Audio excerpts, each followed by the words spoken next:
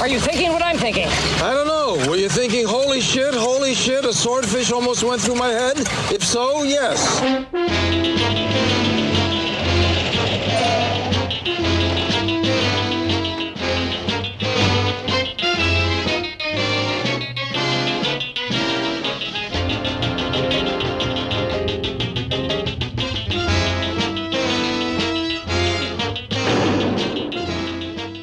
To another episode of What the Hell Happened to Them? Dwayne The Rock Johnson continuing us onward. I am your host, Patrick Scala, and with me, as always, is my co-host, Sloppy Joe Vekeman.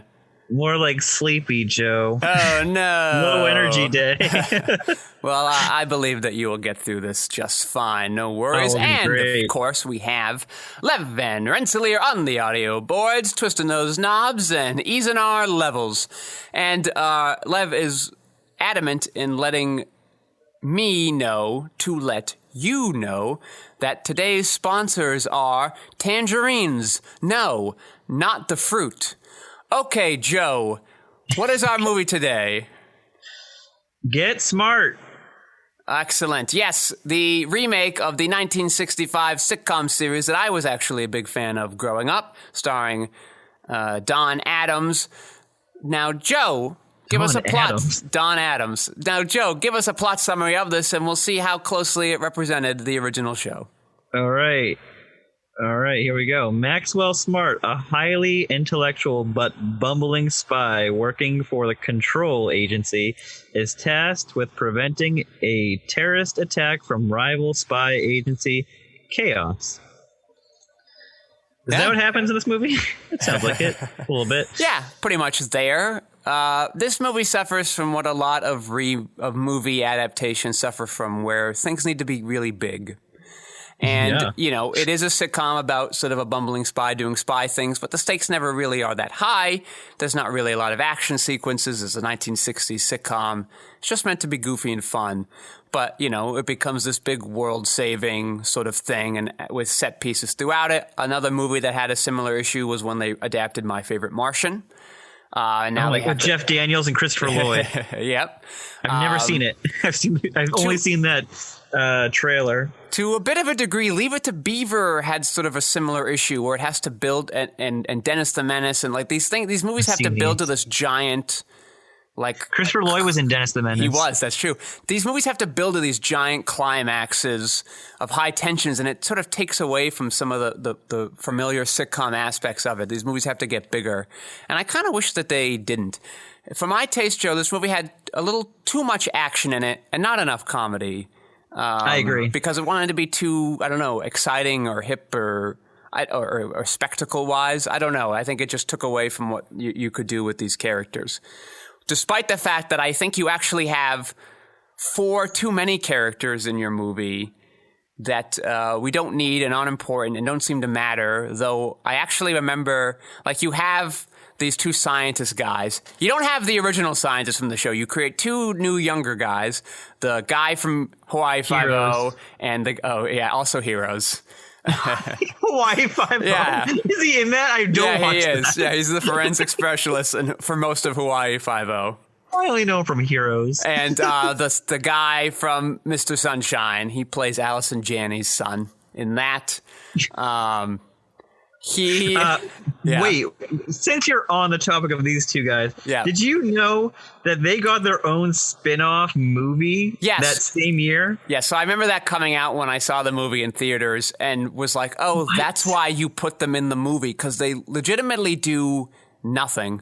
And it was really just to set up them and the Patrick Warburton character. So that to have badly like a side story. I don't know what sort of your marketing gimmick was there. I don't no.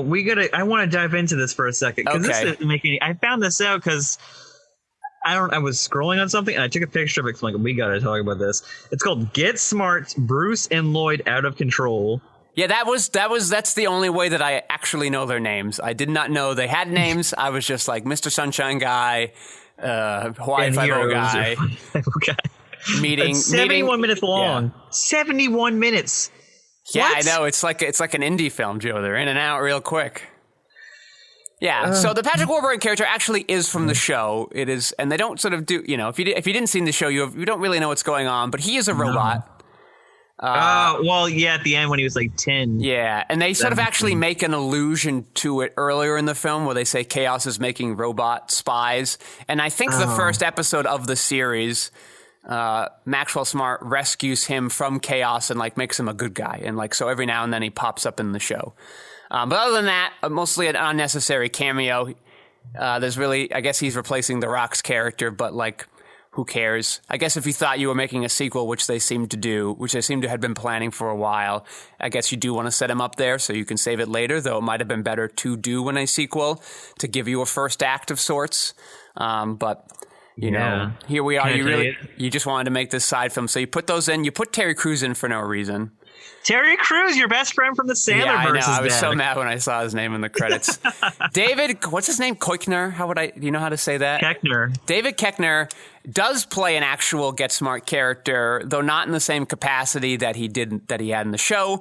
Is this guy like Steve Carell's David Spade? You know, maybe.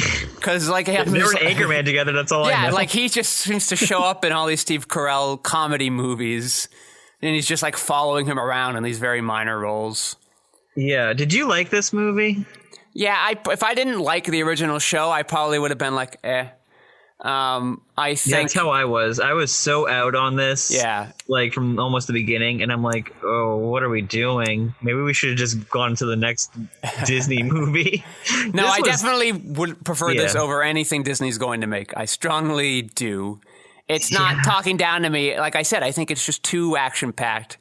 And Steve Carell is almost trying too hard to be Don Adams. Way too hard. Like he's getting the delivery down, but it's too affected. So like it's not coming off as genuine. I think they'll just start yelling. Yeah, I don't think they're letting... I think they're making Anne Hathaway be too much of a straight man to Steve Carell here. Yeah. I think if you had let them be a little more of their zany original selves, you could have had a lot more of the back and forths that were kind of doing okay for some parts of the film. I think it's weird that Alan Arkin is giving your best comedic lines and best deliveries of the whole film. He was good. Every line is just sort of a masterpiece of how to tell a joke. Unlike Steve Carell, very understated. I don't know, like you want to be a spy movie too much. I think I Spy actually had the same issue too when they made that movie adaptation, but at least was Wilson and Eddie Murphy. Yeah, but at least that was a spy show, where this was a parody of a spy show, and it didn't feel like we were parodying it too much. Well, that's a bad movie too, because I remember renting that. I'm like, what is this? So. You know, I actually didn't mind them casting Steve Carell. It made sense, but and in the previews, like some of those lines feel like they're delivered okay, but in the context of the rest of the movie, I don't know, it gets diluted or he's trying too hard or, you know, I don't know. It just follows sort of all the beats that you're sort of expecting. Although it is fun to have The Rock sort of be the traitor and the turncoat in this film. And I actually think it's sort of in the movies we've seen so far, it's probably the best use of casting him because it's not a role he's ever had before, and he's just so charismatic that, you know, obviously it's essentially the same role he's going to play later in the other guys, where he's like the perfect person at his job. You know, he's just the perfect spy. He's essentially James Bond in this world. And everybody loves him. So when James Bond becomes the bad guy, for what I can only guess is no reason, that's sort of an interesting twist that kind of comes out of nowhere. But then you have this weird sub-romance plot where Anne Hathaway used to date him and Steve Carell wants to date Anne Hathaway. And, you know, so like whatever. This big guy with the turban that Steve Carell befriends, is he a wrestling guy? I was hoping we could get into that too. Yes, he is. He's the Great Khali. Great Khali. He like wrestled from like, I want to say 2006 to, I mean, his big year was like 2006, 2007. And then, I think they were like, well, he can't really walk or move around too much because he's so big. Yeah. Like, I'm not sure, but he was either like the same size as Andre the Giant or maybe like around the same size. He's enormous. He's huge personality in India where he's from. And like the WWE just grabbed him and they're like, okay, you're gonna be our new attraction. And he never worked out there, but yeah, when he popped up in this movie, I'm like, yeah, okay, because I remember he was in The Longest Yard. Do you remember that?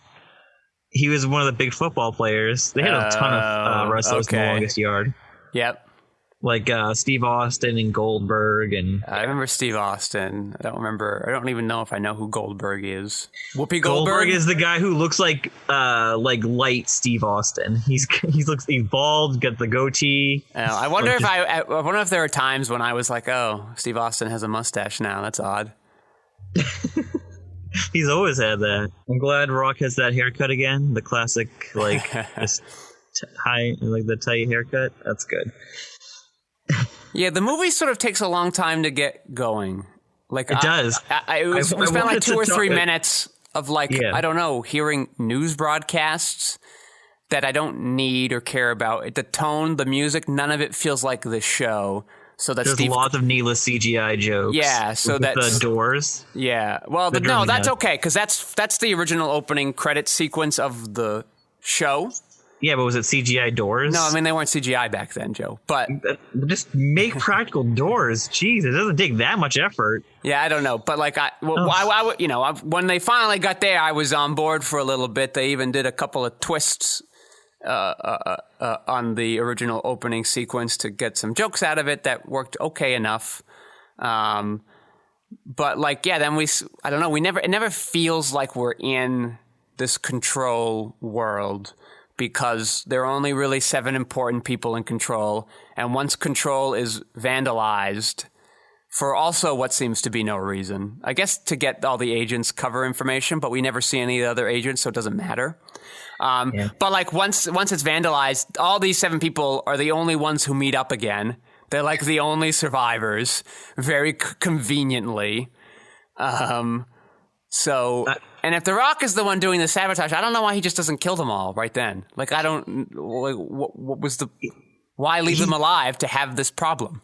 Yeah. The Rock's big and strong. He should have killed them. Yeah. Do you remember that there's 2 great things in this movie, and one is that amazing Bill Murray cameo when he's in a tree. Yes, a great that's awesome. A great take on that old character from the show. I imagine that it's definitely someone from the show. Yeah, and I was just oh, this works so perfectly. It's a guy who's always sad that he's putting random things. Here's how old the show is. One of the episodes, he's putting a cigarette machine. An old vending machine just for cigarettes he has to hide in. And he's just he gives Don Adams a clue or a mission. And then he's like, all right, you can let me out now. And he's like, thanks for your help. And then he walks away and he just gets all sad. So yeah, Bill Murray has a great cameo here. Go on. I liked the part on the plane when he's in the bathroom and it just worked. It was a good gag where it just kept going and going with he kept getting the thing stuck in his face and stuff. Yeah, I didn't need that so much. There was a great existentialist joke in here where Alan Arkin's you have the best test scores I've ever seen. You even got a perfect score on your existentialist section. And Steve Carell says, but I left that blank. And he goes, brilliant. Yeah, that was good. I love it when a movie has an existentialist joke for me to feast on. There were so many open seats on that plane. I'm that's not realistic. They would never let that plane take off. I'm sorry. Everybody that made that movie should have known that, and they should have been well, let's just throw a couple more people on this plane. It's not realistic at all.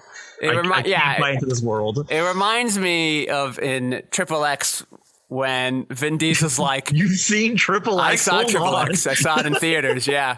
When he's no, that waitress would never be wearing high heels all day. You people are idiots. Oh my God, you've seen Triple X. That's great. Did you like the X Games? Is that why you watched it? No, I had a friend who was really into Vin Diesel, not Alberto at the time. And so. You still have this friend? I do not, no. That's okay. An hour, 17 minutes in, James Caan is revealed as the president. What? I loved it. Why is James Caan just thrown in there at the end? Okay. Yeah, I liked it too. He had some great lines, and he just likes what he's like all excited when that guy gets tackled at the symphony, and he likes. He's doing a very soft George Bush impression.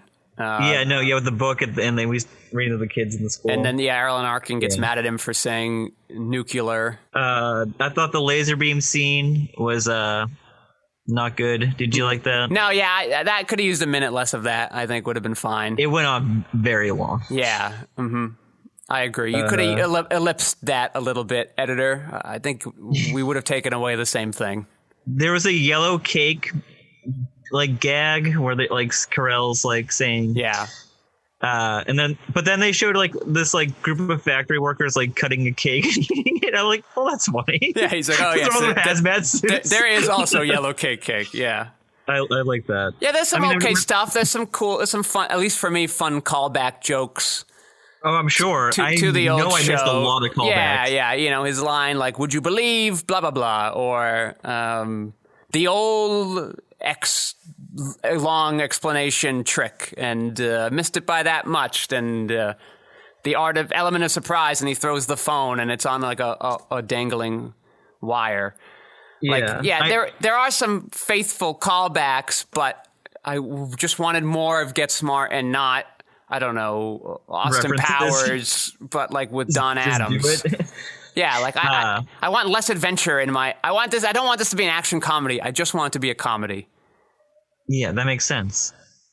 I knew there were references I wasn't getting because the movie felt like it paused and it was here's this reference for the people that watch the show. I'm like, yep. Which, by the way, I got it when everybody was making these remakes in the 90s of all these 60 shows. It feels weird to do it 15 years after that heyday. In 2008, it's been 43 years since the show's been on the air. So is your target audience people in their 60s? What was your goal here, movie? Now, the movie, commercially successful. So, clearly Steve Carell and The Rock and Anne Hathaway were enough. Was it commercially successful? Do you know how much this movie made? I don't know, 150, 130, something like that.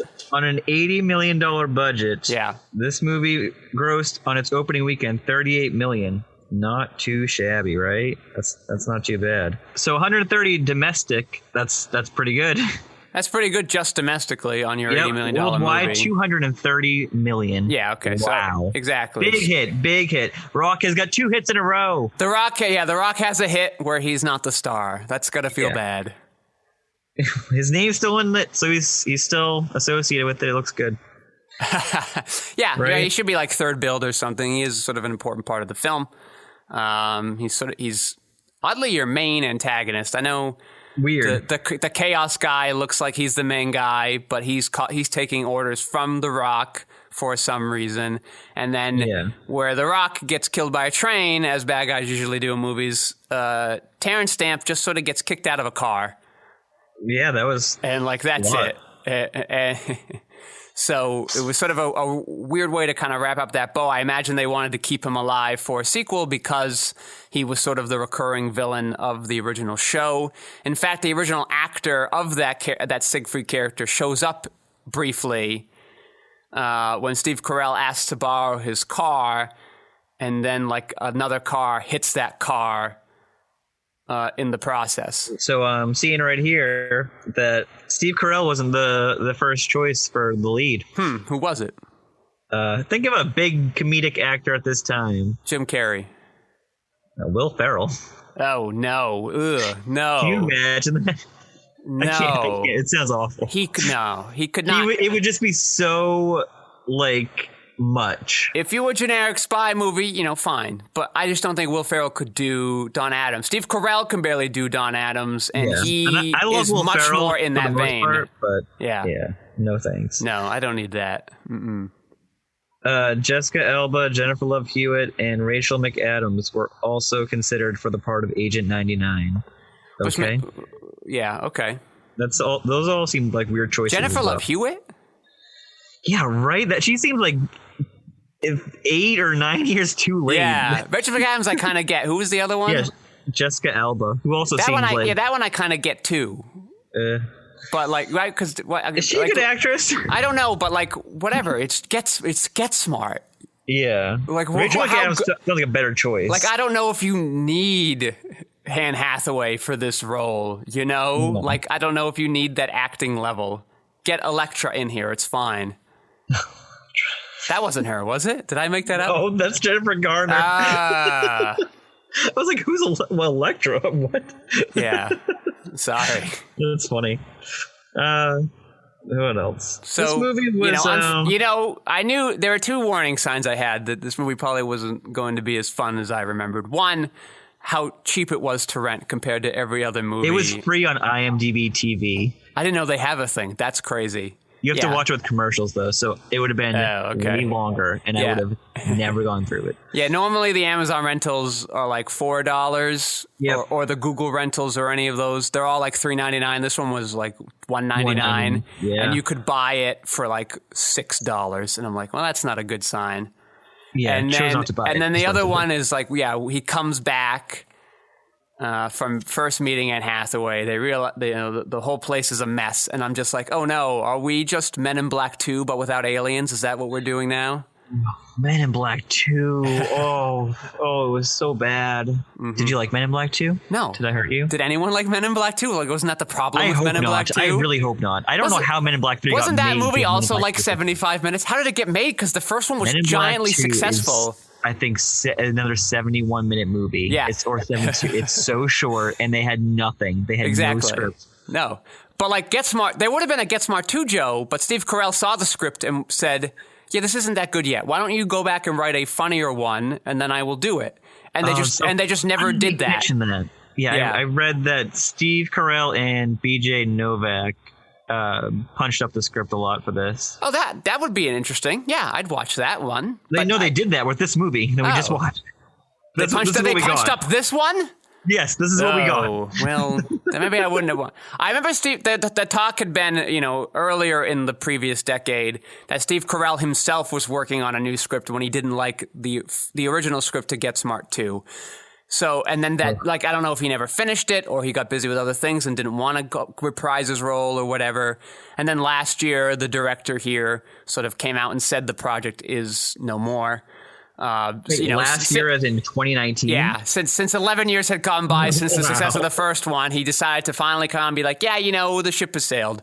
Clearly, we can't cash in on the goodwill from Get Smart 1. Do you know how old Steve Carell is right now? And is he maybe 54? 58. Oh, man. He ages pretty well. What's the last thing he's been in? What's his last movie? I wanted to go through his filmography. I feel like I haven't seen him in a while. I think he just does animated things now. Last thing he did was Irresistible. I don't even know what that is. I have no idea. That was the Jon Stewart political comedy movie. Oh. That had Chris Cooper, Mackenzie Davis, Topher Grace, Rose Byrne. It didn't do well. Yeah. I think it just went to VOD because there was no theaters this year. Oh, okay. So very recent. Gotcha. Wasn't he also like a cranky lawyer in that movie about lesbians suing to be allowed to marry? Do you remember that movie? Cranky lawyer. Oh, Freeheld. Yes. Mm-hmm. That's 2015. That's you having memories of us seeing so many movies in 2015 and then just being like, I can't see this trailer anymore. Yeah, I see. It's just stuck in my mind. It's just like Julianne Moore and Ellen Page. Yes, that movie. I didn't even have to look it up. I just know that trailer. So Michael Shannon's in it. Yeah, Steve Carell. So recently, So the Irresistible. 2 years ago, 2018, he had this trifecta: Beautiful Boy with Timothy Chalamet. Have you heard of that? No, I saw that. I've seen all three of these movies, by the way. Okay. Beautiful Boy is Timothy Chalamet is addicted to heroin, and Steve Carell is trying to help him get off of it, but he doesn't know how to deal with his son being addicted to heroin. It's really sad, and I don't know. It's okay. I don't know if the material's handled the best, but it's okay. All right. Probably the best out of the three of these movies. The next one, I think you liked this one more than I did. Vice. He played Donald Rumsfeld. Oh, that's right. I think he did an all right job in that. And then the Robert Zemeckis classic, Welcome to Marwyn. I don't think I've heard of that movie. Oh my god, it's the one where he like has dolls that come to life, and he's like in love with Leslie Mann. So is this another animated film that he's done? It's half animated because he's like a doll for half the movie. Because he's dealing with PTSD or something like that. So the doll is animated, but everything around the doll is not animated? Yeah, well, the dolls are in like his like little world he creates.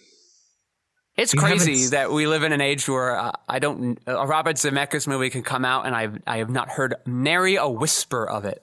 Well, has he like in the doghouse since I Mars hate to Needs blow your Mom? mind, but in 2 weeks there's a new Robert Zemeckis movie coming out with Anne Hathaway. It's a Roald Dahl adaptation called The Witches. I mean, is it really coming out, or is it It's coming out on HBO Max. Ah, jeez. Can you believe it? What world do we live in now? Okay, so around this time, though, Steve Carell, I want to talk about his movie star persona because I was never the biggest Steve Carell fan because I don't watch The Office. I've really never watched it. Sure. But after Anchorman, he was in The 4-Year-Old Virgin, and that really made him a big star. Mm-hmm. Little Miss Sunshine comes after that. Yes. Then Evan Almighty. He's got an uncredited cameo as himself in Knocked Up, where he's just being interviewed, and they're like, Steve Carell can't be mean. I remember that part. I don't know if you remember it, Knocked Up.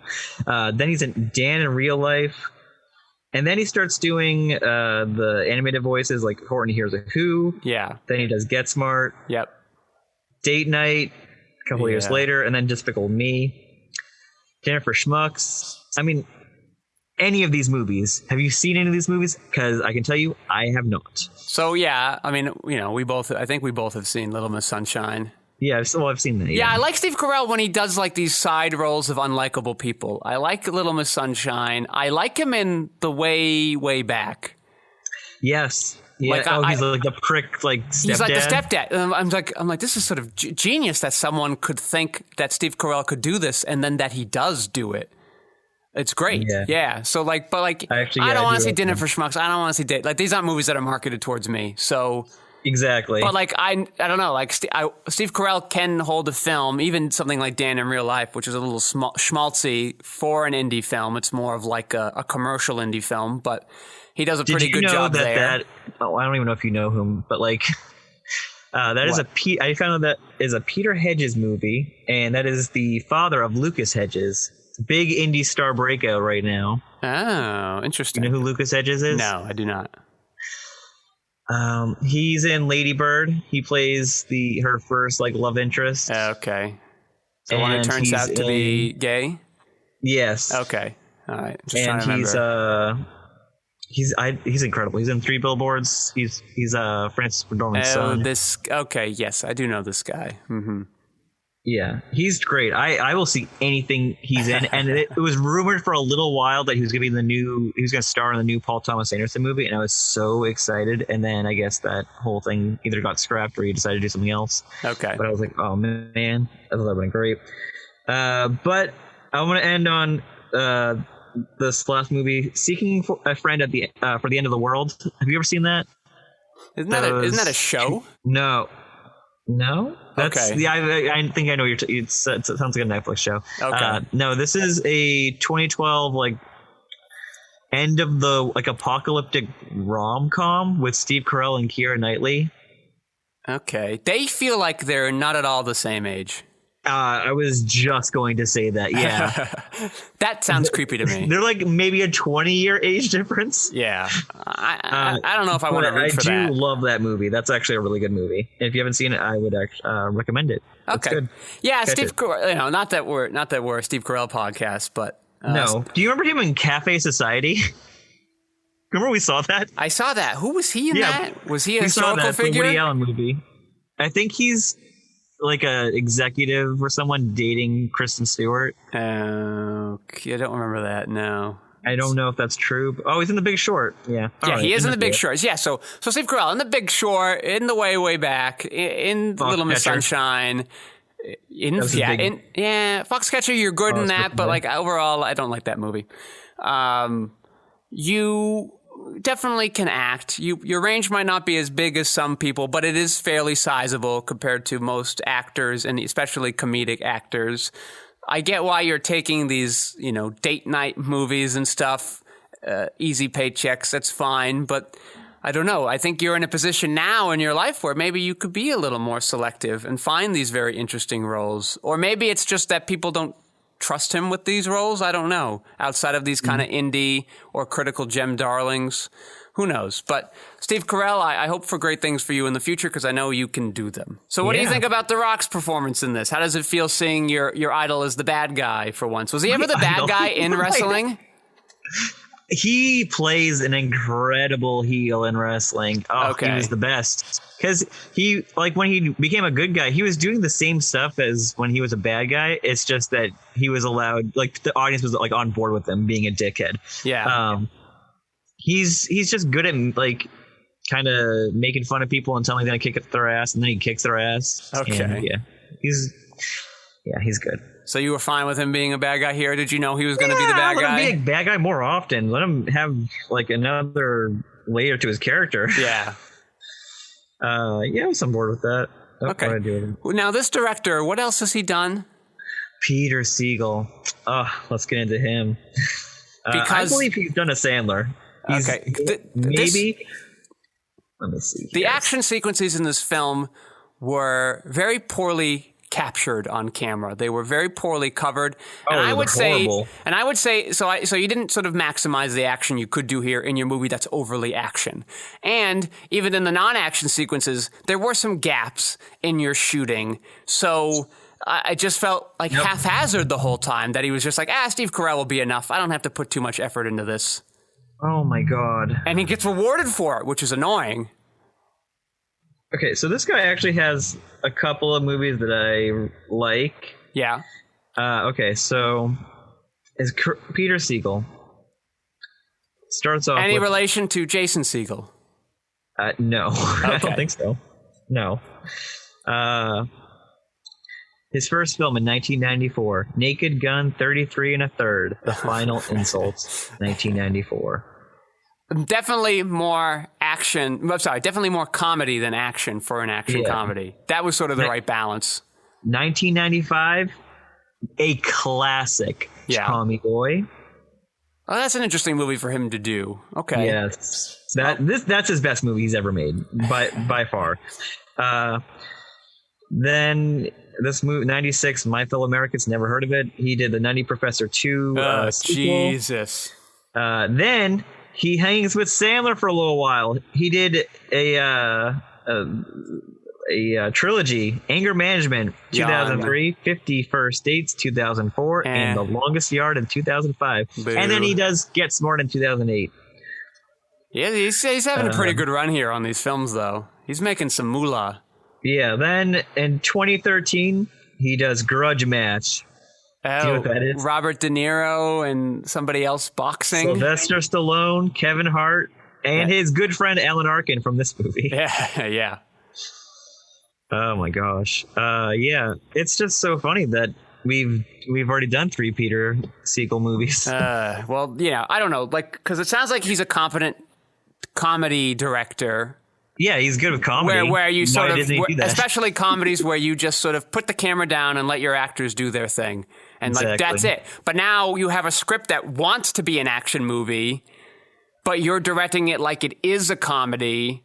So that's where I think you and I are kind of falling out, and it's feeling unbalanced. Maybe at least we could have been caught up in the action had you had an action director and just trusted the actors to bring the comedy and not worry about it. So I don't know. It sounds like a hands-off director forced to try a little harder than maybe he was expecting, or maybe didn't realize what his limits were. I just realized because this movie was $80 million budget, and I'm like, oh, that must have been. Oh wait, he worked with Sandler. No way, that's his biggest budget.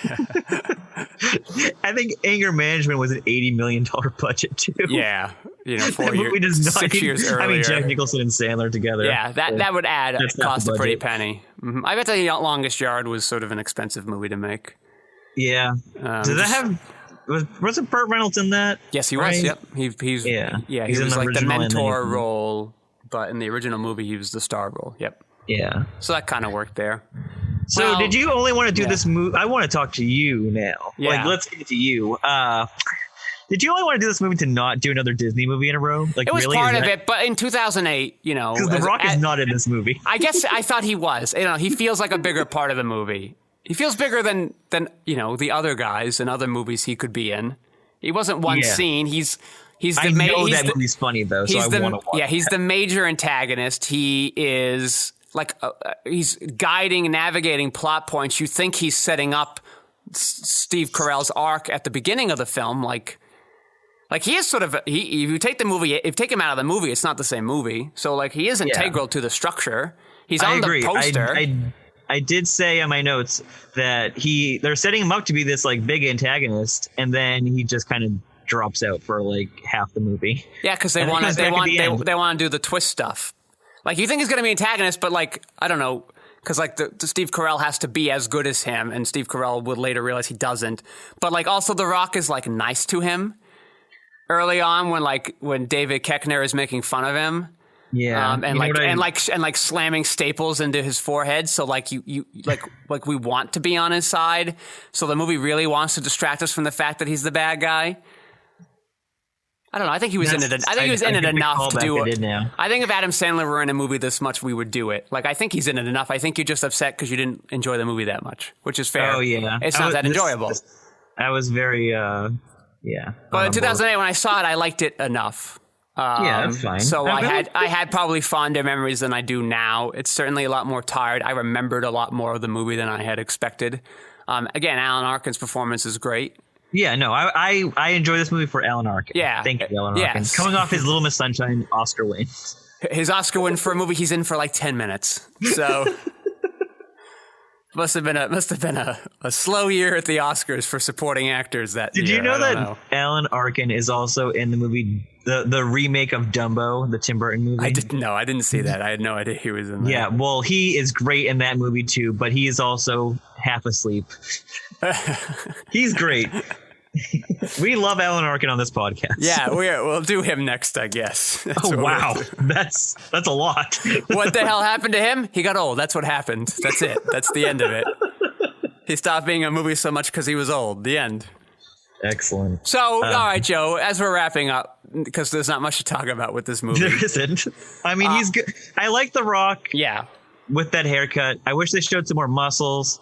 He had a big movie star entrance. That's what I thought, at least. Yeah, it makes sense he would be in this movie. It's still a big budget movie. He can ride on the coattails of other people. He gets to play a role that's a little bit less of his type to kind of play around and have fun. He also has to be in it much less. So he's only there for like a third of the shoot days. So that makes it easier to do other things too. Let me pitch this to you. So I want you to remember this movie when we do Hobbs and Shaw. And maybe if this movie was more like Hobbs and Shaw, okay, then I think I'd be more on board. Because I don't really like that movie either. But like, I think if Steve Carell was in the Jason Statham role, that'd be fun. Yeah, we could take it. We can kind of do a callback. That could be fun. So, Joe, as we're wrapping up, I just wanted to let you know we have a big announcement today. What? Big announcement, Joe. Today, this episode, Get Smart, is our 50th episode of the podcast. Wow! We've reached a milestone. That's incredible. It actually isn't that big of a milestone because we've been recording since 2015, and 5 years later, we only have 50 episodes. But hey, what a journey. Well, we did it. We almost have a straight year's worth of content. Yeah. I mean, we had them banked up for a while, and then, I mean, you're busy. You're very busy. And then now I'm a little busy, but we've figured out a schedule, and I love our schedule. Yeah, we've got something that works for us. Hopefully this works for you, right? It does. Is it good? So far, so good. Hopefully, we'll be able to do this for the foreseeable future. We'd like to finish off The Rock. We will obviously always do Adam Sandler until either he or we die. Oh, that gave me like 5 shots of adrenaline just to hear you say that. Yeah, The Rock, I'm still less enthused with. I haven't gotten that Stockholm Syndrome with him yet. But the Adam Sandler is now like part of my blood. Like I feel oddly protective of him now. When people are mean to him or say his movies suck, I say yes, but you don't get the whole picture. You know, like I have a lot to sort of... I will be in the Sandler camp now, despite what my mind is telling me. My heart's saying, no, protect your boy. That's so good. That's so true. Because now, like, even since we started doing this podcast again, I've been even more protective of him. And I'm just like, I've gone back to his movies, that even the ones I didn't like when we did the podcast. Yeah. And I'm like, I love this movie. Like Zohan, I watched it the other day. I'm like, this is a good movie. I love this movie. I was surprised how much I enjoyed Zohan or Blended. Like, just go Click. with it. I love Click now. I'm still not a fan of Click. But, like, there were so many movies that I had never heard of. And then, two, once I did, I was expecting to hate. That I go like, oh, okay, this works. But I don't know if my expectations are so low or, like, he's just sort of wormed his way into my heart. And now, like, I'm just always biased towards him. I don't know. I think 8 Crazy Nights is still one of the worst things I've ever seen. It is one of the most offensive, it's awful, annoying, terrible things that exist. But most of the time, he makes movies that I sort of enjoy a little bit, or he can even knock them out of the park, like with your Uncut Gems or your Punch Drunk Love. Or potentially a Hoobie Halloween. Yeah, maybe Hoobie Halloween. Who knows? But like you generally the low bar for him is just like, that was okay. Which is your murder mysteries, your weeks of, your blendeds. I liked murder mystery. I would give that like right in the middle of his exactly. That's that. He is the bell curve. Mostly they're like in the middle. America's favorite clown. Yeah. Mostly they're in the middle. A little bit really, really great. A little bit horrible, awful. Let's pretend they don't exist. Mostly just pretty good. Yes, America's favorite. What's impressive is that he's so popular with so many people, especially young people, even though he's also in his late 50s. Yes. When's the last time a guy in his late 50s has been so popular to Americans of all ages? Is it Bob Hope? Like, when was the last time a guy... Like, is Bob Hope still alive? No, he's not. Okay. But he was like 100 when he died. Or Johnny Carson. Like, it's insane that Adam Sandler is almost 60, and Netflix has paid him for, now that Hoobie Halloween's about to come out, 6 movies that have yet to be made. Yes. Oh, thank God. We have guaranteed Sandlers. Like, they're just like, keep going into, once you hit Social Security age, it's okay. We still want you making movies. It's fine. Like, there's talk now that they're going to re-sign him for another 4 movies. He has 6 more to go. Like, you want to sign him for 10? To see them. Even if theaters die, we'll be able to see them. No, but they're always giant hits on Netflix. They are always number 1 or 2 on their list in the nation. They are always heavily promoted. They are always one of the most watched movies of the year. So, like, I don't blame them for doing it, but, like, it's insane that he's that successful. Why, Joe? I can tell you exactly why. His movies play so well if you want to put them on in the background and just do it. Oh, I see. So they're like perfect Netflix fodder. It's perfect. They're movies as TV. That's the goal. I can stop. I'm like, okay, I know what's going on because they tell me like 100 times what's going on. Yeah. It's great. All right. So I love my Sandman. So that's right, everybody. Next week, we'll be taking a little brief pause from The Rock. We're going to return to Adam Sandler for his new release. I was so worried he was not going to have a film this year for the first time in like 3 decades. So incredible run he's on. Good that the streak is going on. It might be he's actually canceled Woody Allen now because Woody Allen hasn't had a movie in like 2 years. It's over. His streak's over. Sandler has prevailed. Yes. Sandler outlasted Woody Allen. Who would have thought? I guess Woody Allen's been making movies since like the 70s, so Adam Sandler's got a way to go, but yeah. Yes. What's your last looks? So my last looks, as I sort of alluded to earlier, is I get why The Rock did it. Lets him play something, a little different from what he had been playing before then. Sometimes it can just be fun. As a former actor myself, it can just be fun to play a villain sometimes. It can be exciting. You get some of the juiciest lines. You get to kind of ham it up a little more in productions like these. So, it can kind of disguise some limitations or cracks in your acting veneer, and everybody's fine with it. And overall, it clearly helped him out since it was another, like you said, a blockbuster hit. So that would make him look good for the movies that are about to come out. And it clearly has sustained him a very long career. All right. Well, I'd like to thank Lev Van Rensselaer for helping us out. He hasn't had 50 episodes with us yet, but he's pretty close. We'll do a special announcement when we get to his milestone. I'd like to thank our sponsors, Tangerines. No, not the fruit. Seriously. And, of course, I would like to thank Joe for joining me here. And, of course, thank you, audience, for listening for these past 50 episodes. We hope to give you another 50 more. Thank you all for listening. Joe, say goodnight. Good night.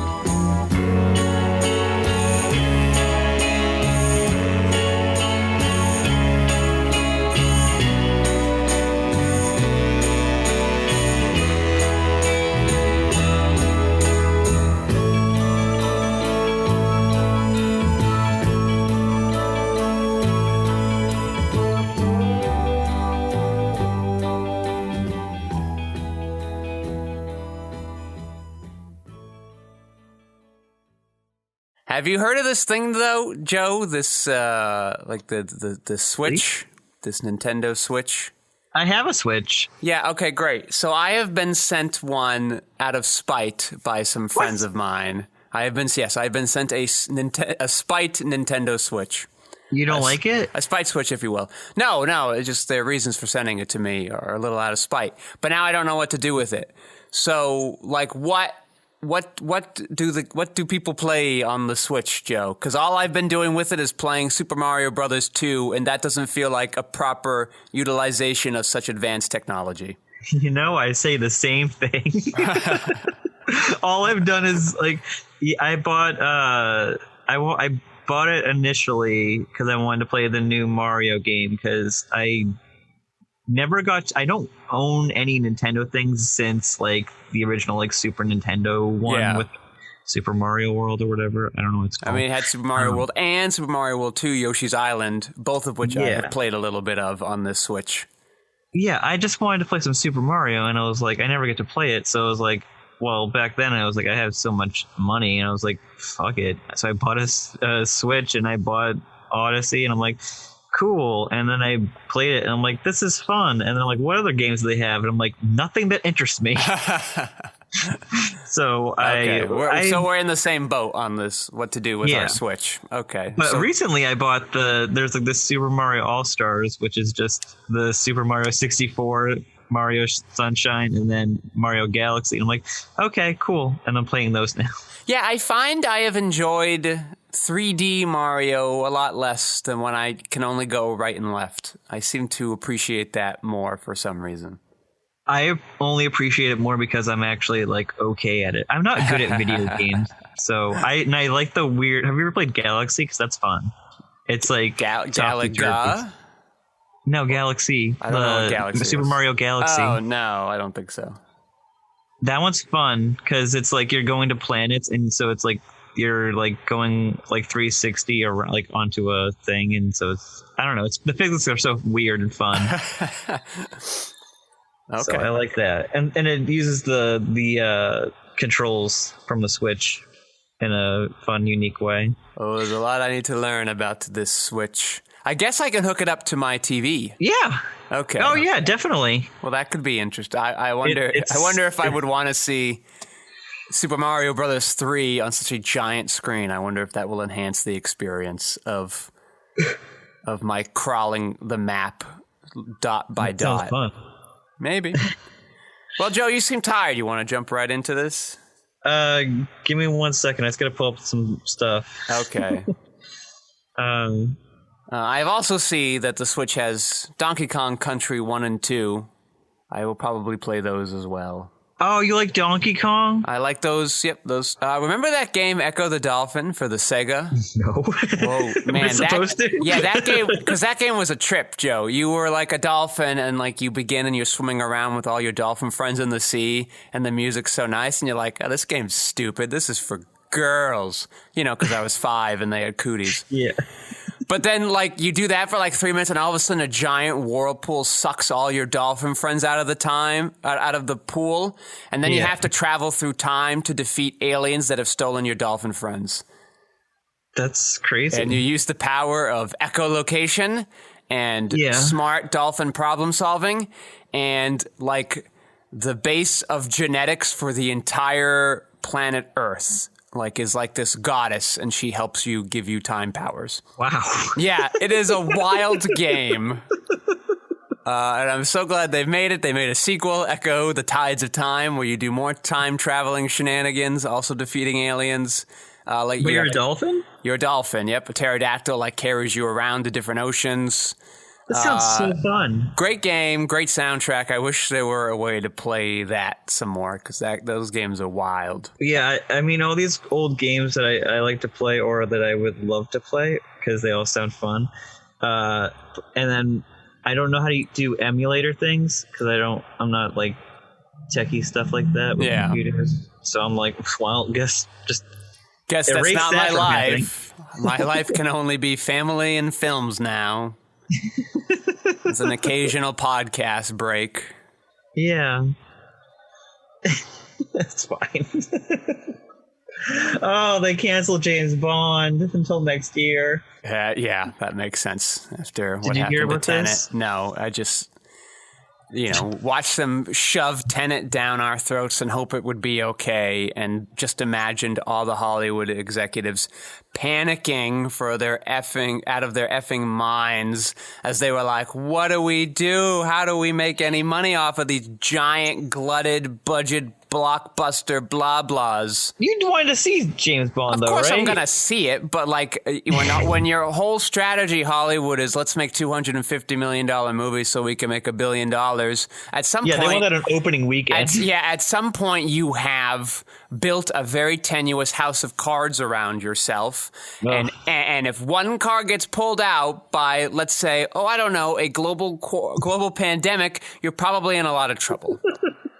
I know. I agree with you 100%. I hate the whole model of how they do the business with these jacked up blockbusters. But you know what? When you're so used to it coming into your veins every Friday, you're just like, give me it! Yep. Yeah, Joe, you're an addict. I got you. It's all right. Well, it's like you take away so much. And, I would see I'm going to see the new James Bond film. But you know what? I bet I would also see that movie if you paid, I don't know, $80 million to make it. I bet I would. I bet I would enjoy it just as fine, because what I like about this new wave of Bond movies is not all the action and special effects and budget you're doing. I just like this rendition of James Bond. I like that he's not a parody. I like that he's not a cartoon. I like that we're have a really damaged person here, because that's probably who you would need to be a James Bond. This thrill seeker, this person who likes flirting with death, with self-destructive tendencies. Whatever. You spend the extra $140 million if you want, but I don't know, you're not getting extra money out of me because of it. Is that mostly just marketing too? Just putting I bet it. I mean, I don't know. When I see those budgets, I wonder, do they include marketing, or is there an additional $110 million of marketing that you're doing for a movie we all know is coming out? We all know James Bond is happening. We all know Star Wars is happening. Why are you marketing so much? This is my question to Coke all the time. Coca-Cola, we know you exist. You're like the second oldest company in the country. You're there. We get it. We know. So I just don't know why they spend so much on that. I don't know. Here was an interesting note I heard today. Oh, look, it's your son. He's got a little milk mustache. He had yogurt this morning for the first time. How'd that go? Yeah, he liked it. Okay. With some raspberries. He was in a good mood. That's excellent. Yeah. He's getting big. He's getting your hair, Joe. He's got your hair. I know. It's so crazy. So, Joe, here's an interesting thought experiment I heard on a podcast today. What if An Inconvenient Truth was remade, but instead of Al Gore, it starred The Rock? Would we be more willing to accept climate change?